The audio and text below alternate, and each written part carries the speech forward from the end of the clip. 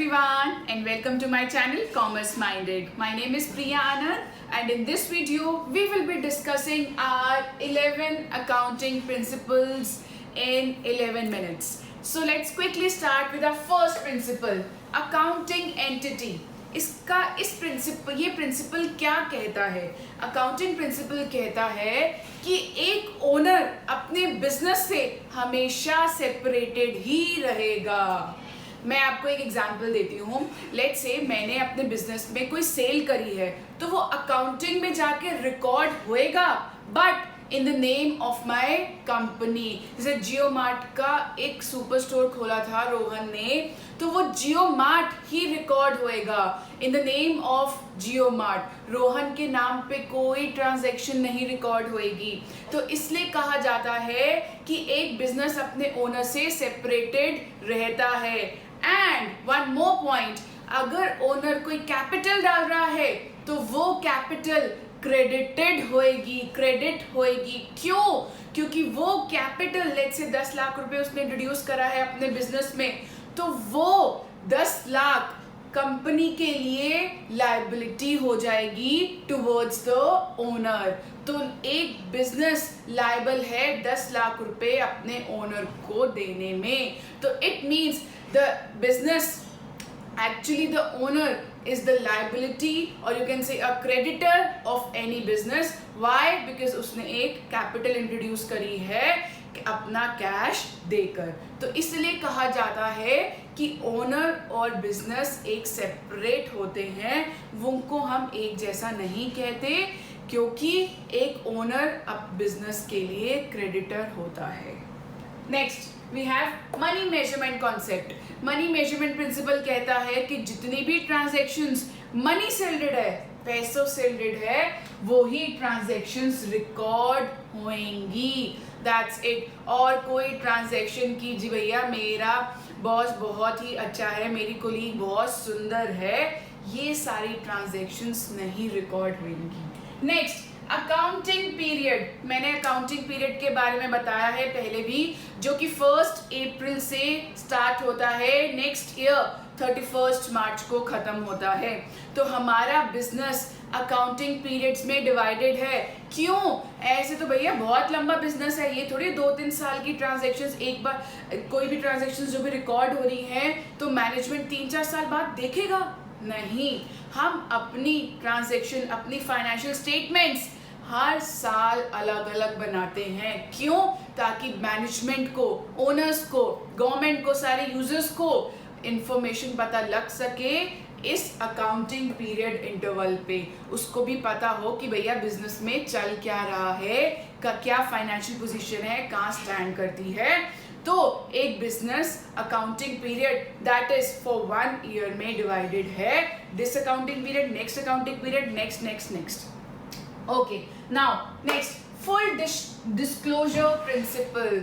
ये कहता है कि सारी चीजें डिस्क्लोज होंगी हमारे रिकॉर्ड्स में. लेट्स से इस साल हमारी सेल्स कम हो गई तो उसका भी रीजन रिकॉर्ड्स में होना चाहिए. फुल डिस्क्लोजर मीन्स पूरा डिस्क्लोजर, पूरी information related to transactions and events या सारी एक्टिविटीज जो भी हुई हैं बिजनेस में, उसका फुल डिस्क्लोजर होना चाहिए.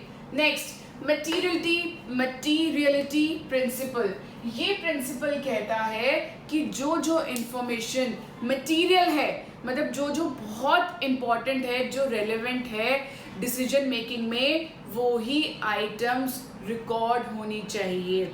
लेट्स से मैंने अपनी मशीनरी पे इतना रिपेयर दिया. लेट्स से मेरा टर्नओवर था साल का 10 लाख, सेल्स थी. टर्नओवर का मतलब होता है सेल्स. मेरी सेल थी 10 लाख की और मैंने उस मशीनरी पे 2.5 लाख या लेट्स से 3 लाख का रिपेयर करा उस मशीनरी में जो मेरे को प्रोडक्शन दे रही थी. तो उसकी इंफॉर्मेशन होना बहुत ज़रूरी है और वो इंफॉर्मेशन कहलाएगी मटेरियल इंफॉर्मेशन. अब मैं एक और एग्जांपल देती हूँ. लेट्स से किसी कंपनी की टर्नओवर या सेल्स है 10 करोड़, उसके लिए 2.5 लाख इतना इम्पोर्टेंस नहीं रखता. क्यों भाई? क्योंकि भैया 10 करोड़ के सामने 2.5 लाख तो बहुत छोटी सी चीज़ है, तो मे बी उस वाली कंपनी के लिए ये इंफॉर्मेशन या ये आइटम मटेरियल नहीं है।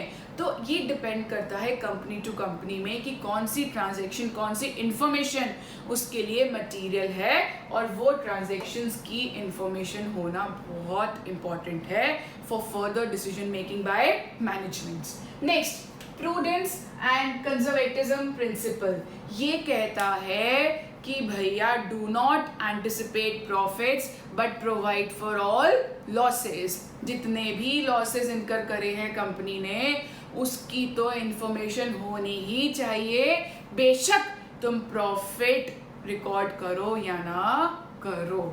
Next, cost and historical cost principle ये कहता है, लेट्स से मैंने आज की डेट में मार्च के महीने में, लेट्स से मई के महीने में मैंने एक एसेट खरीदा, उसका अमाउंट था 5 लाख रुपए।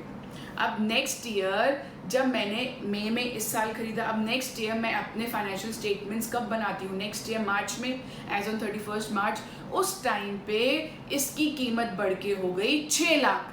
तो मैं अपने रिकॉर्ड्स में 5 लाख ही रिकॉर्ड करूँगी। क्यों भैया? क्योंकि मैंने वो मशीनरी या वो एसेट 5 लाख में खरीदा था, बेशक रिकॉर्ड करते टाइम उसका अमाउंट बढ़ गया है। क्लियर? तो ये फॉलो करता है historical cost principle. Matching principle, matching नाम से ही पता चल रहा है, बट क्या मैच? Revenue and expenses. हमारे एक पर्टिकुलर अकाउंटिंग पीरियड में जितना भी रेवेन्यू है वो हम मैच करते हैं अपने एक्सपेंसेस से ऑन दैट पर्टिकुलर पीरियड। किसके लिए? To calculate profit and loss. Profit and loss निकालने के लिए हमें रेवेन्यू एंड एक्सपेंसेस उस पर्टिकुलर पीरियड के मैच करने होते हैं, और हम वो रेवेन्यू एक्सपेंसेस कभी जब भी रिकॉग्नाइज हुए हैं तभी हम चुप करके रिकॉर्ड कर लेते हैं, चाहे पैसा मिला है या नहीं। बहुत अच्छा एग्जाम्पल मैंने बार बार दिया है। लेट्स से मेरी आज फरवरी में सेल हो रही है, तो मैं फरवरी में ही उसका रेवेन्यू लिखूंगी, बेशक पैसा मुझे अक्टूबर में भी क्यों ना मिल रहा हो। तो इसे कहते हैं कि जब भी रेवेन्यू एक्सपेंस रिकॉग्नाइज हुआ है, चुप करके रिकॉर्ड कर लो, और उसको मैच किया जाता है in order to calculate profit और लॉस। नेक्स्ट, डुएबिलिटी या डुअल, नाम से पता चल रहा है डुअल। तो हर ट्रांजैक्शन के 2 एस्पेक्ट्स होंगे, एक डेबिट और एक क्रेडिट। कैश कैपिटल इंट्रोड्यूस करी है दिनेश ने, तो कैश भी आएगा और कैपिटल भी रिकॉर्ड होएगा।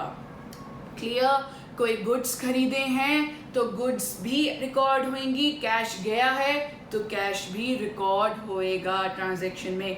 In terms of debit and credit इनके भी रूल्स हैं, हम आने वाले चैप्टर्स में पढ़ेंगे। नेक्स्ट, रेवेन्यू रिकॉग्निशन प्रिंसिपल ये कहता है कि रेवेन्यू तभी रिकॉर्ड कर लो इन द मोमेंट वो रिकॉग्नाइज हुआ है।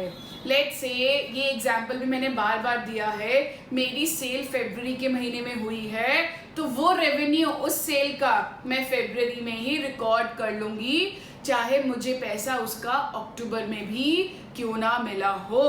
तो रेवेन्यू हम रिकॉग्निशन में क्या कहते हैं कि रेवेन्यू को हम रिकॉर्ड कर लेते हैं whether the cash has been transacted और not. Last, verifiable objective. Verifiable objective principle कहता है कि जितनी भी ट्रांजैक्शंस रिकॉर्ड हुई हैं वो वेरीफाइड होनी चाहिए कि भैया जो भी, लेट्स से मैं इस बंदे से ये माल मैंने खरीदा है, ये अगर मैं रिकॉर्ड कर रही हूँ तो it has to be verified through memos, vouchers. कोई वाउचर होना चाहिए, कोई रिसीट मिलनी चाहिए हमें कि जो प्रूफ दे रहा है कि मैंने इससे इतना माल खरीदा है, और उस बेसिस पे ही मैं अपनी ट्रांजैक्शंस रिकॉर्ड करूँगी।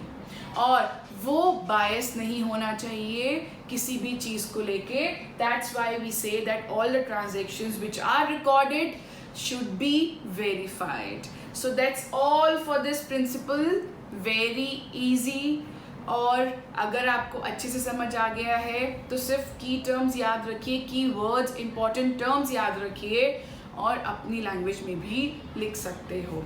Thank you so much for watching my video, and guys, please do not forget to share, subscribe to my channel and like. Thank you so much.